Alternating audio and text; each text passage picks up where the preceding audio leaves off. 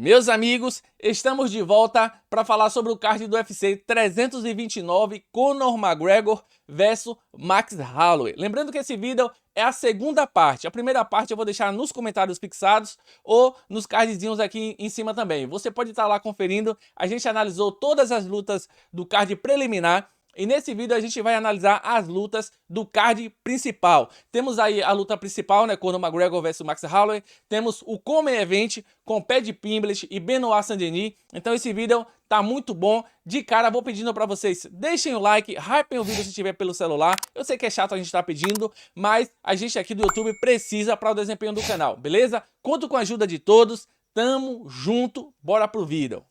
Abrindo o card principal, a primeira luta, teremos aí o veterano Robert Whittaker. Ele vai estar estreando na sua terceira categoria. O Robert ele lutou no UFC no meio médio, né, nos 77 quilos. Depois ele subiu para o peso médio, onde fez uma carreira lendária.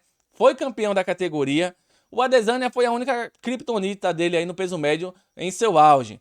De resto, ele amassou todo mundo. Porém, agora com o tempo, né, os seus dois últimos combates, ele acabou sendo finalizado aí pelo Khamzat Chimaev, onde ele teve a mandíbula quebrada.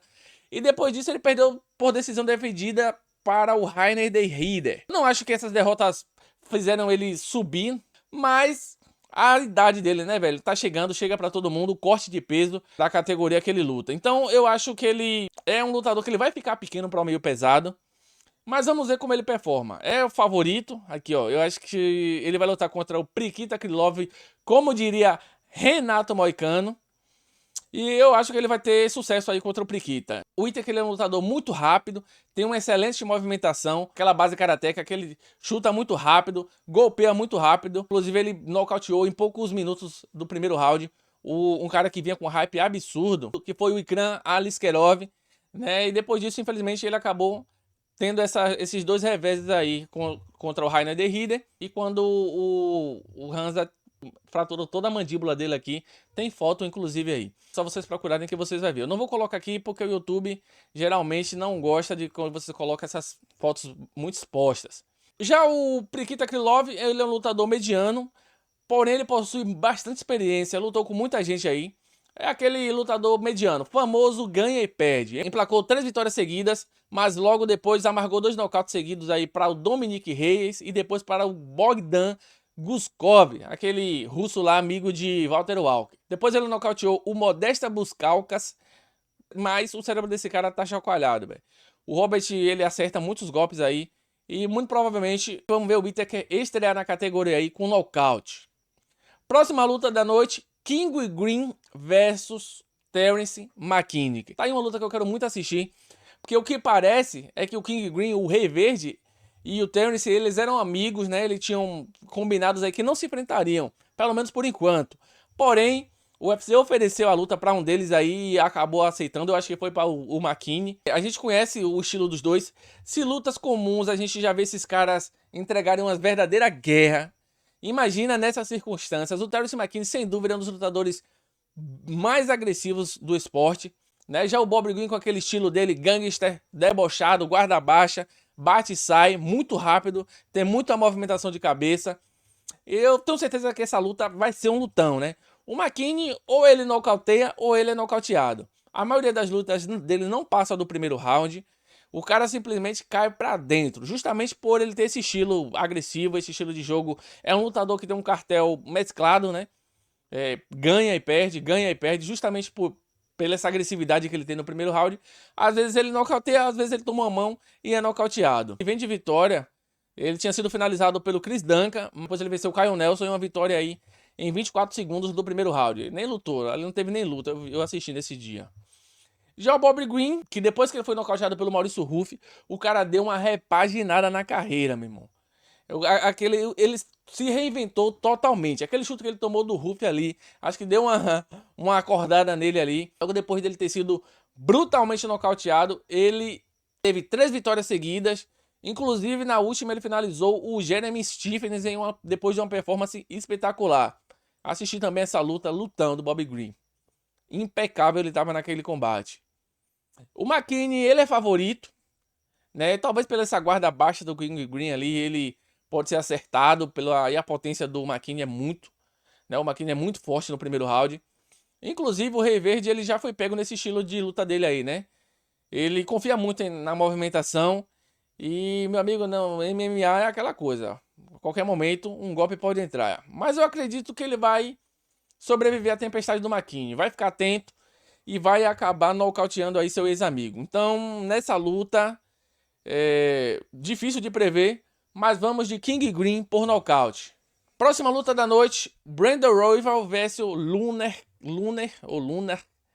mas eu acredito que é Lunar mesmo, Kavanagh.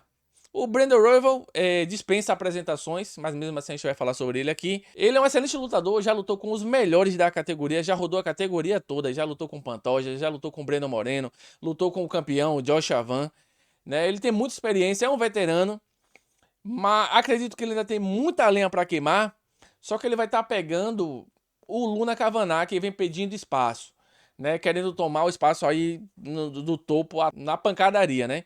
Então ele fez isso com o ex-campeão, Brandon Moreno, uma performance incrível, conseguiu vencer e convenceu, não é à toa que o UFC agora deu o Brandon Royval aí, né? Então assim, o Brandon Royval ele sempre que entra no octógono, ele dá um show, tem um bom cartel, tem algumas derrotas aqui, ó, mas perdeu para quem? Brandon Moreno, Alexandre Pantoja, Josh Avan e Manel Kape. O Manel Kape é contender, né, para lutar com o Josh Avan aí pelo título. O Alexandre Pantoja perdeu para o Josh Avan, mas todo mundo sabe que foi uma situação ali, ele acabou se lesionando, não teve luta. Então só caras bons aí que o Royval perdeu. Ele vem de 2 derrotas, no caso o Brandon, né? Ele perdeu na decisão para o atual campeão, que foi o Josh Avan, e em seguida ele foi nocauteado por Manel Kape, Manuel Capet, ele é francês. Foi nocauteado pelo Manuel Capet, que é um contender ao cinturão aí. Acredito que depois do Pantoja, ele vai disputar o cinturão. Será um lutão. Acredito que o Lunar Kavanagh leva na decisão, né? Eu chutaria a decisão dividida, né, velho? Porque vai ser uma luta difícil dos árbitros pontuar. E outra coisa, lembrando que o Kavanagh, ele possui apenas uma derrota em seu cartel. Pra quem? Pra quem? Pra ele mesmo, Charles Johnson. Aquele cara que vence caras bons e perde para caras mais ou menos. Dito isso, vamos de Lunar Kavanagh por decisão. Próxima luta, Corey Sandhagen versus Mário Bautista. Rapaziada, eu tô fazendo um vídeo aqui um pouco mais rápido, para não ficar aquele vídeo longo, chato, tedioso, né? Então só pra gente coletar as informações aqui, entender o porquê dos lutadores ser favorito, né? Inclusive, eu acho que eu não falei aqui, o Lunar Kavanagh, ele é favorito contra o Brandon Royval. Corey Sandhagen, veterano, também por muito tempo aí no topo da categoria, vai estar enfrentando Mário Bautista. O Corey Sandhagen, como eu já disse, é um lutador muito bom, é muito alto para a categoria, ótimo controlador de distância, strike de elite, apesar de que ele não vem com uma moral muito boa na organização aqui não. Porque justamente na luta que ele, acho que a última luta que ele fez, contra o Merab Dvalishvili, ele perdeu. E perdeu inclusive na trocação, né? Que ele é muito bom na trocação. Muita gente achava que o Merab ia amassar ele no chão aí, porém, nem precisou. O Merab trocou, venceu o Corey Sandhagen no braço e depois ele levou para o chão, deu mais uma maciada na carne. Já o Mário Bautista, ele é aquele cara, né? O cara mais odiado dessa parada. Ele mesmo. E vocês sabem por que eu tô falando. O cara é que amarrou o José Aldo aí a luta inteira. Logo quando o José Aldo voltou da aposentadoria. Possui 17 vitórias e 3 derrotas, um excelente cartel, né? Apesar de muita gente entortar o bico ali quando ouve o nome desse cara. É um cara que ninguém gosta, mas é um bom lutador. Vinha de 8 vitórias seguidas, absurdo. Porém, ele acabou perdendo para o Umar Nurmagomedov, se recuperando depois para o brasileiro Vinícius Lockdog. Então dá pra ver que é um lutador bom, né, velho? Venceu o Vinícius Lockdog. Apesar de que o Vinícius falou aí que ele tava machucado, tinha fraturado o braço, lutou com o braço quebrado. É uma luta difícil de prever, porém eu acredito que o Mário Bautista ele vai amarrar o Corey na grade, como fez com o José Aldo, e vai levar esse combate nos pontos. Então vamos de Mário Bautista por decisão. Chegamos aqui então no Come Event, Paddy Pimblett versus Benoit Saint-Denis. Muita gente falando aí que o Pimblett vai perder, sabemos aí que o Saint-Denis ele é favorito, mas de cara eu já vou discordando com todo mundo. Eu discordo das odds, eu acho que o Pimblett ele tem um grappling efetivo ali, muito bom, que vai ser capaz de parar as quedas do Saint-Denis. Todo mundo sabe que o Saint-Denis ele é um grappler, né, velho? Tem uma mão muito pesada, mas é um grappler. E outra coisa, o Pimblett também tem um jiu-jitsu ofensivo. Ele tem muitas finalizações ali, é um cara que, se vacilar, ele pega mesmo, ele finaliza. E assim, se o francês vacilar, o Paddy Pimblett vai finalizar o Saint-Denis. É isso que eu acho. O Saint-Denis, todo mundo já sabe o jogo dele, né? Ele vai, derruba, o cara levanta, ele derruba, o cara levanta, ele derruba. E em meio a essa confusão aí, ele solta uns chutes altos, solta alguns golpes ali de mãos pra tentar confundir e mesclar o jogo. Mas o que ele quer mesmo é levar o combate pro chão. Só que fale isso para Renato Moicano. Ele tentou levar e todo mundo viu o que foi que aconteceu. Vamos de Pimblett por decisão. Eu arriscaria até mesmo nocaute, viu, rapaziada?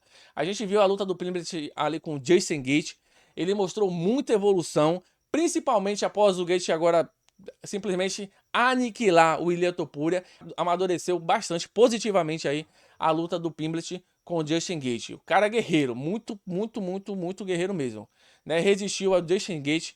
Inclusive na coletiva de imprensa, no Media Day, ele falou: não entre, que o que ele aprendeu na luta com o Justin Gaethje é que você nunca deve entrar em uma guerra com o Justin Gaethje. E claro, ele não ia falar isso pra Ilia Topuria, né, velho? Os caras são inimigos, ele não ia aconselhar Ilia Topuria nunca. E nem o Ilia Topuria ia ouvir, com aquele ego que ele tem. Não vou botar nem decisão, vamos de Pimblett por nocaute ou finalização.